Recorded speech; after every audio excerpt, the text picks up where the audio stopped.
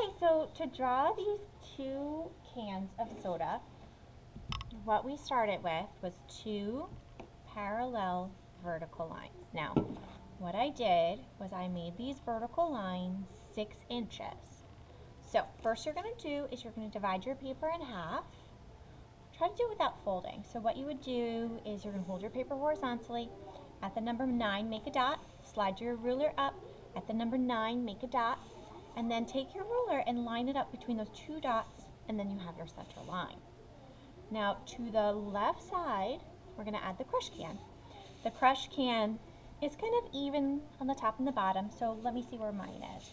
Mine is about 2.5 inches up. So at 2.5, you can put a little dot, and then from the top, it's about 1 to 2.5 inches down. Okay, so about 2 inches down from the top and the bottom.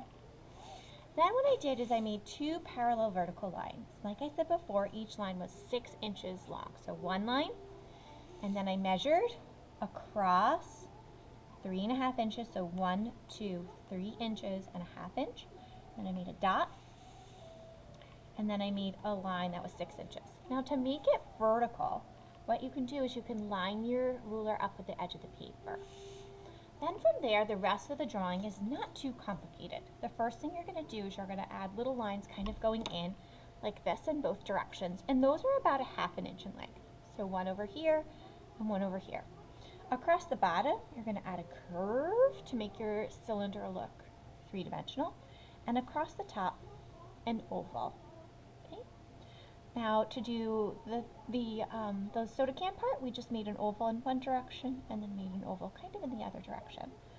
To do the lettering, we divided the can into 3 stripes. So I'll make them a little bit darker. We had a bottom line and a top line here, and then I put a line through the middle.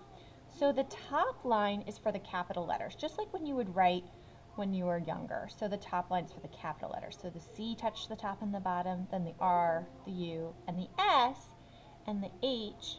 The H touched the top line, but the S and the U and the R did not. They were smaller. And then we added this lemon wedge, which is essentially like a half circle. Okay.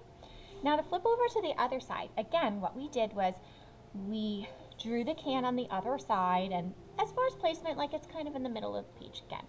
This time when we started, what we did is we added an oval. After we added the oval, we put an oval inside and an oval for the other direction. From there, we just kind of made zigzags for the outside. So we went down from the oval, out, then back in, out, and up and down. On the other side, we went out, out, in, up and down, out, in, and then made that oval across the bottom. Inside the can, to show the dots, we made essentially just like a few lines. So what we did was we made like a square that wasn't quite closed, and then off of this point here jutting out, we made the letter C, and down here at the bottom we made like a check mark.